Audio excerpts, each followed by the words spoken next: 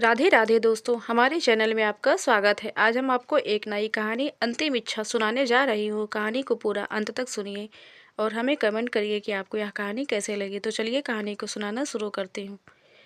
सूरज अपनी अंतिम किरणों को धरती पर बिखेर चुका था। गांव के बाहर एक पुराना आम का पेड़ था, जिसकी छांव में एक बूढ़े आदमी का खाट पड़ा था। वह आदमी था रामलाल, जिसने अपनी पूरी जिंदगी गांव की सेवा में बिता दी थी।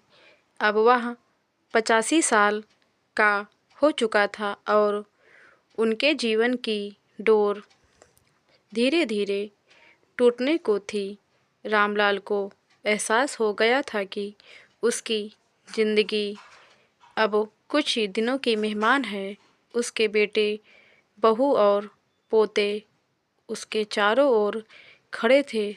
बेटे सुरेश ने घबरा कर पूछा, बाबूजी, आपको कुछ चाहिए? रामलाल ने अपनी कमज़ोर आँखों से चारों ओर देखा और धीमी आवाज़ में कहा, हाँ, मेरी अंतिम इच्छा पूरी करोगे?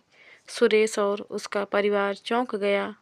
बेटे ने जल्दी से कहा, बिल्कुल बाबूजी, आप जो कहेंगे हम वही करेंगे। रामलाल ने लंबी सांस ली और कांपते होठों से कहा, मैं चाहता हूँ कि मेरी चिता इस आम के पेड़ के नीचे जलाई जाए और मेरी अस्थियों को गंगा में बहाने के बजाय इसी जमीन में दबा दिया जाए। सुरेश हैरान रह गया। गांव में ऐसा कभी नहीं हुआ था। हिंदू परंपरा के अनुसार अस्थियों को गंगा में प्रवाहित किया जाता था। सुरेश ने संकोच भरी आवाज़ में कहा, बाबूजी, लेकिन ऐसा क्यों? यह तो परंपरा के खिलाफ होगा। रामलाल की आंखों में एक चमक आ गई। उन्होंने धीमे स्वर में कहना शुरू किया, बेटा, जब मैं छोटा था तब इस आम के पेड़ को मैंने अपने हाथों से लगाया था।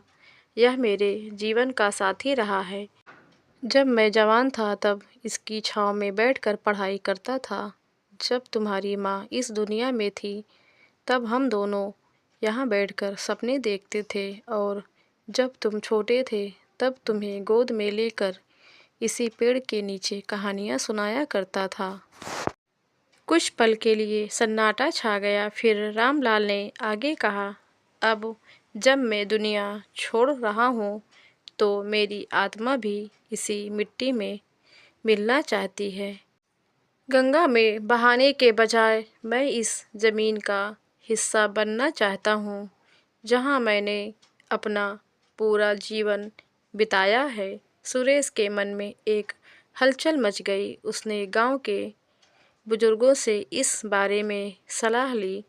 कुछ लोगों ने विरोध किया, लेकिन कुछ ने रामलाल की इच्छा का सम्मान करने को कहा। अंत में पूरे गांव ने मिलकर फैसला किया कि रामलाल की अंतिम इच्छा पूरी की जाएगी। कुछ दिनों के बाद जब रामलाल ने अपनी अंतिम सांस ली तो उसकी चिता आम के पेड़ के नीचे जलाई गई, बल्कि वह आने वाली पीढ़ियों के लिए एक संदेश भी छोड़ गई।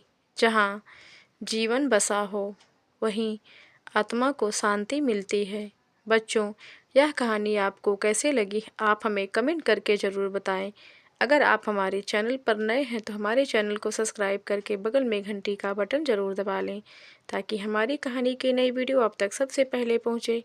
कहानी को सुनने और देखने के लिए आपका धन्यवाद।